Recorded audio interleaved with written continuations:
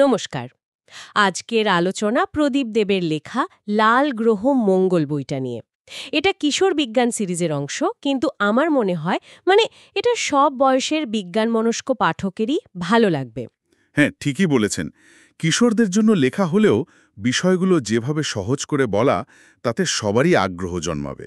আমাদের হাতে যে সারসংক্ষেপটা আছে তাতে দেখছি মঙ্গল গ্রহের নানান খুঁটিনাটি আর মহাকাশ অভিযানের যে স্বপ্ন, সেগুলো খুব সহজ ভাষায় বলা। আমাদের লক্ষ্য থাকবে বইটার মূল সবচেয়ে জরুরি আর ইন্টারেস্টিং বিষয়গুলো নিয়ে কথা বলা। একদম। বইটা তো মঙ্গল গ্রহের রহস্য, মানুষের ওখানে পৌঁছানোর ইচ্ছে, আর বিশেষ করে ভারতের যে মহাকাশ অভিযান মঙ্গলয়ান, তার গর্ব, এই সব কিছুকে এক জায়গায় এনেছে। দেখা যাক কি কি দিক উঠে আসে। আচ্ছা, বইয়ের শুরুতেই মঙ্গলকে বেশ ইন্টারেস্টিংভাবে বর্ণনা করা হয়েছে। একাকী, ঠান্ডা, কিন্তু রহস্যময়। এর লালচে রং বা ধরুন এর সারফেস, এইগুলো কিভাবে দেখানো হয়েছে, কেন এই গ্রহটা নিয়ে এত কথা, এত আগ্রহ?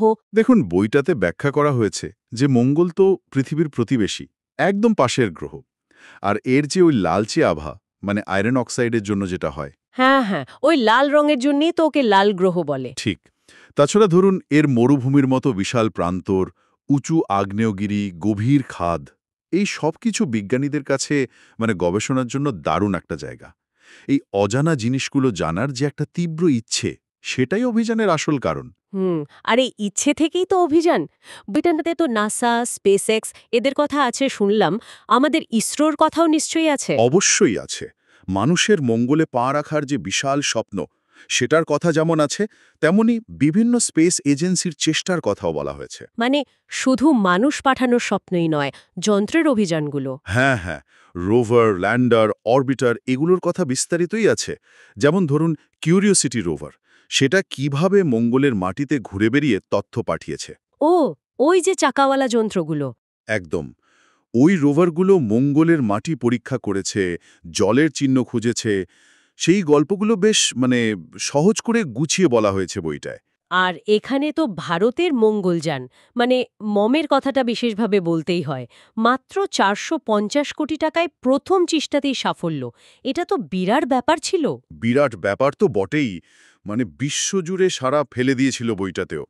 বইটাতেও খুব গর্বের সঙ্গে এই বিষয়টা লেখা হয়েছে। হ্যাঁ, এত কম খরচে অনেক হলিউড সিনেমার বাজেটও এর থেকে বেশি হয় শায়দ। ঠিক তাই। ভারতের প্রযুক্তিগত দক্ষতা আর কম খরচে দারুণ কাজ করার ক্ষমতা, সেটার একটা খুব ভালো উদাহরণ হিসেবে এটা তুলে ধরা হয়েছে।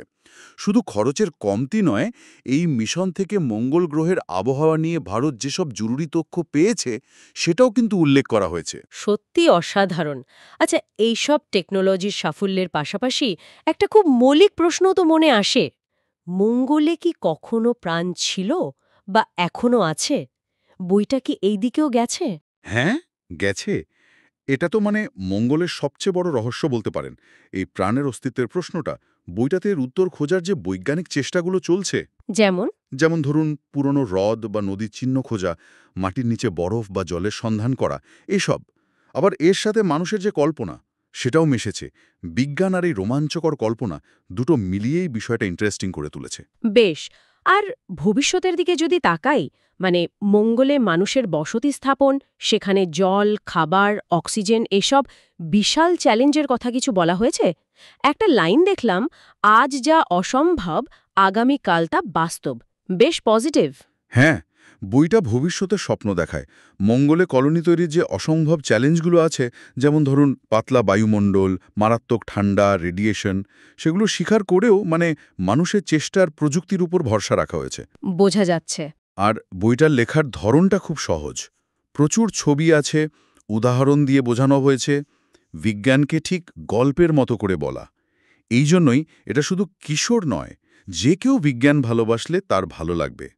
আর ভারতের সাফল্যটা যেভাবে হাইলাইট করা হয়েছে, সেটা সত্যিই খুব ইন্সপায়ারিং। তাহলে সব মিলিয়ে বলা যায়, লাল গ্রহ মঙ্গল বইটা শুধু মঙ্গল গ্রহ নিয়ে কিছু তথ্য জানার জন্য নয়, বরং এটা মহাকাশ জয়ের যে স্বপ্ন, মানুষের জানার যে অদম্য ইচ্ছে, সেটাকেও তুলে ধরে। একদম। আর সব আলোচনা শেষে একটা প্রশ্ন কিন্তু মনে থেকেই যায়, তাই না? কি প্রশ্ন? এই যে এত প্রযুক্তি, এত সাফল্য, এসবের বাইরে গিয়ে যদি ভাবি, মঙ্গল গ্রহের দিকে আমাদের এই যে একটা টান, একটা আকর্ষণ, এটা আসলে আমাদের নিজেদের সম্পর্কে কি বলে? কেন আমরা খালি নিজেদের গণ্ডি পেরিয়ে বাইরের দিকে তাকাতে চাই? হয়তো উত্তরটা আমাদের ভেতরেই কোথাও আছে, জানার এই ইচ্ছেটার মধ্যেই।